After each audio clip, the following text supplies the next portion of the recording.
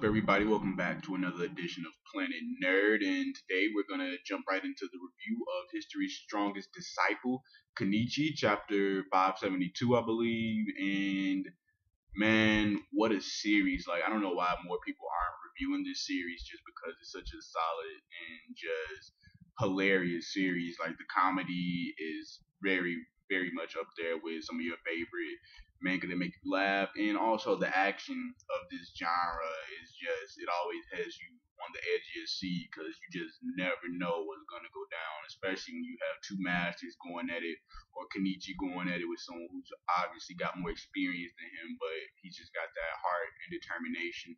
Definitely tugs on your heartstrings at times, but let's get into the synopsis of the chapter. So basically, in this chapter, we got the continuation of the war that's going down as Ryu Zanpaku and the allies, the Shinpaku Alliance, try to stop the sunset from going down. And then we got the One Shadow Nine Fist and all the disciples teamed up with the weapons class going at it. But we saw a change last chapter in which that the one Shadow Nine Fists and their disciples went against everyone who uses weapons because their ideas clashed. And don't mind that notice going on. My Xbox is on as well in the background, but that's whatever. So anyway, in this chapter we see that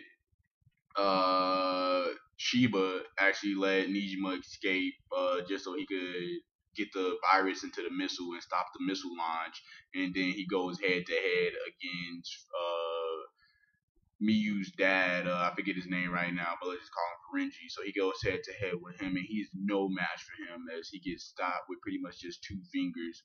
Although I think he came close to hitting him, and he got props for that. But overall, he was just defeated. His determination was monstrous, but he just didn't have what it took to match him skill for skill.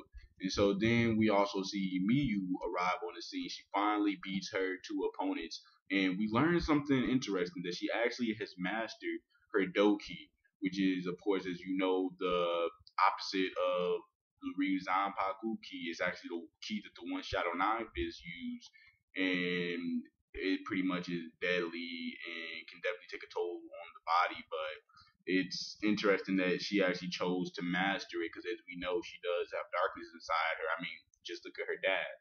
And then we also see Kenichi and his opponent make it up there as well as Kenichi gets just smashed into the wall. And then we also see Miyu reconnect with her dad as we find out that her dad is the one who murdered her mother.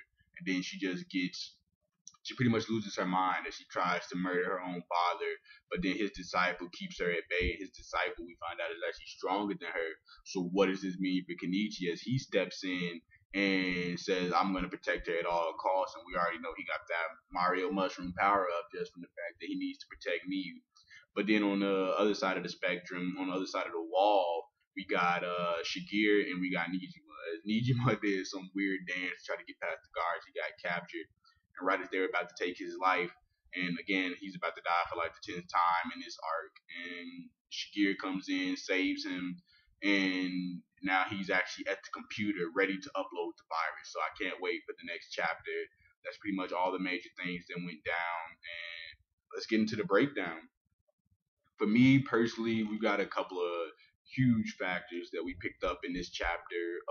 For one, we've got Nijima sitting down at the computer ready to upload the virus with no one there to stop him and Shigir protecting him. Will Miyu's dad make it through the wall in time to stop him? Like, what's going to go down? Because ultimately, Nijima can stop Sunset. That's pretty much what this manga left me thinking and what the impression is. What do you guys think? Do you think Nijima is going to be the hero? Do you think his weird alien demonic ways is going to be able to save the world at this point?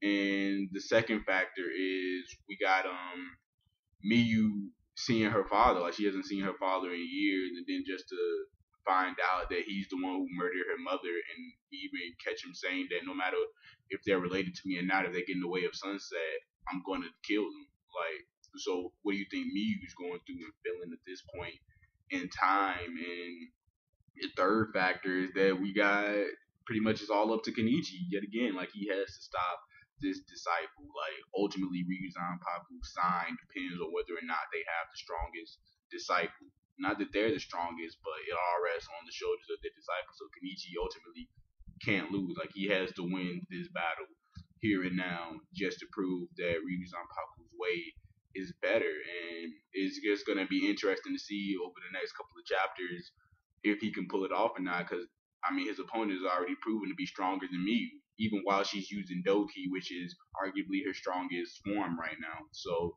and also we got to know what's going down on the battlefield. Because once they're done getting rid of the weapons division, are they going to go back to fighting each other? Like, what's going to happen? So this is definitely setting up for a lot of interesting things later down the line. Leave some comments. Let me know what you guys thought about this chapter. And let me just get into now my reaction and my rating of it. And as far as the rating goes, I'm gonna give it a solid 7 out of 10. You know, it wasn't over the top with the action, and but it definitely has some solid plot development and just interesting to see Miyu's reaction to meeting her father. Like at first, I thought it was gonna go, oh, she wants to be with him. She might even switch over to the dark side, but now we find out she might switch over to the dark side, but it's gonna be completely to murder her own father. And that was just crazy to see, and also crazy to see that her father had such power that he could get rid of Sheba with just 2 fingers. Like that was just insane. Like who can match him at this point? Maybe, hopefully, the grandfather, Miyu's granddad, can match him. Superman Ferengi. And speaking of, like, is he even gonna arrive on the scene? But yeah, my initial reactions were just a lot to kind of think about and process. Like, because Kenichi yet again has his back against the wall. He literally like smashed into the wall.